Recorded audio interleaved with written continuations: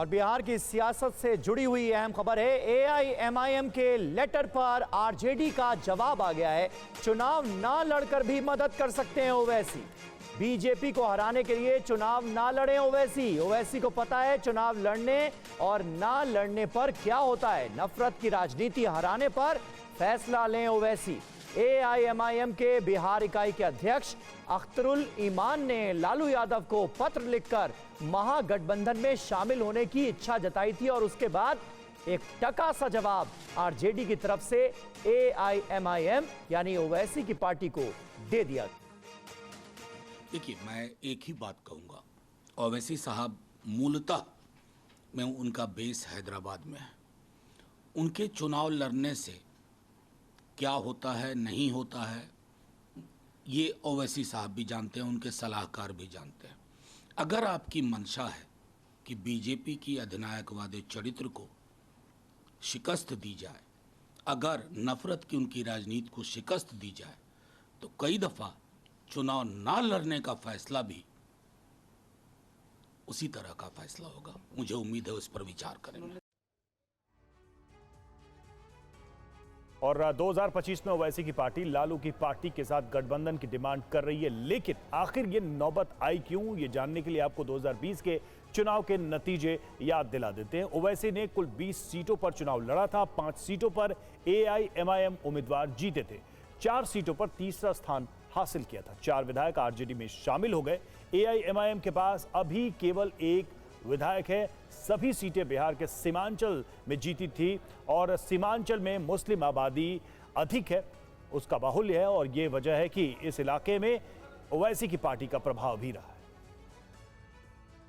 और वहीं आरजेडी प्रवक्ता मृत्युंजय तिवारी ने ओवैसी की पार्टी को बीजेपी की बी टीम करार दिया और कहा कि इस बार कोई झांसे इसमें हम नहीं आने वाले। वहीं जेडीयू के एमएलसी नीरज कुमार ने पूछा कि क्या ओवैसी 40 विधायक लाने वाला अपना वादा पूरा करेंगे।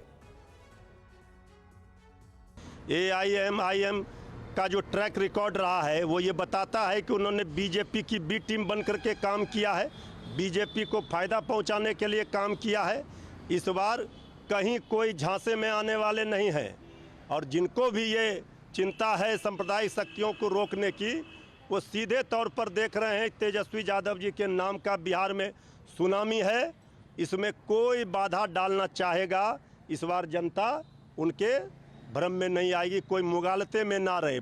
सवाल इस बात का नहीं है, सवाल है कि ओवैसी साहब उस बयान पर जरा आप टिके हैं कि नहीं।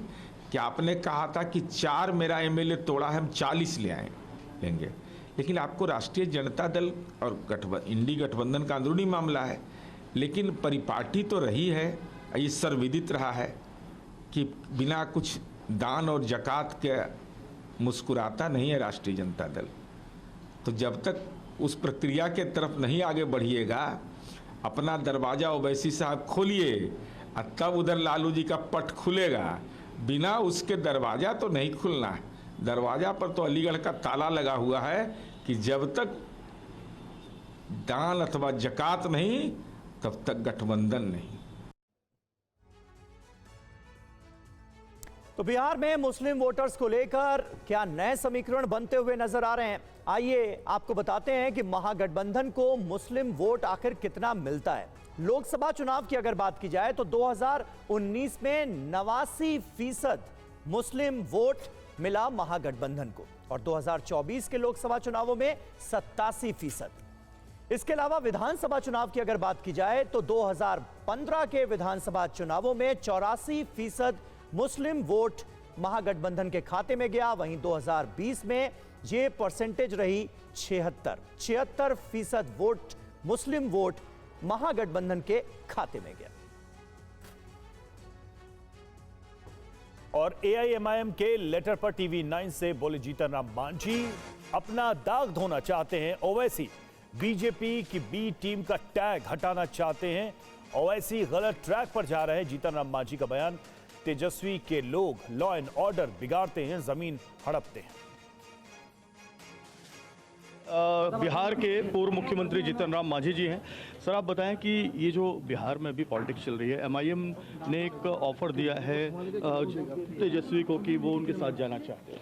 वो गलत ट्रैक पर चले गए हैं। तेजस्वी जी का वहाँ पर क्रेडेंशियल ठीक नहीं है, उनके आदमी वहाँ ज़मीन हड़पने वाले लोग हैं, लॉ एंड ऑर्डर बिगाड़ने वाले हैं और विकास के नाम पर वो लोग सिर्फ बात करते हैं। उनके विकास में 15 वर्ष तक रहे, कोई विकास नहीं हुआ। तो वैसी परिस्थिति में लोग जानते हैं कि वो विकास नहीं करेंगे, सिर्फ राजनीति में आए हैं, बात बोल करके वोट लेना चाहते हैं। तो चाहे वो MIM को तो बीजेपी की बी टीम अब तक कहा जाता रहा, अब वो तेजस्वी के साथ जाना चाह रही है। वो अपना शायद पुराना जो अपराध लगा है उन पर धब्बा, उसको मिटाने के लिए ऐसा कर रहे हैं। आप ये बताएं सर कि 75 साल की उम्र एक डिसाइड की गई है चुनाव लड़ने के लिए, अगर आपको ये मौका मिलता है मुख्यमंत्री बनने का तो क्या आप मुख्यमंत्री बनेंगे? हमें मुख्यमंत्री बनने का कोई ऐसा चॉइस नहीं है और नहीं चाहते।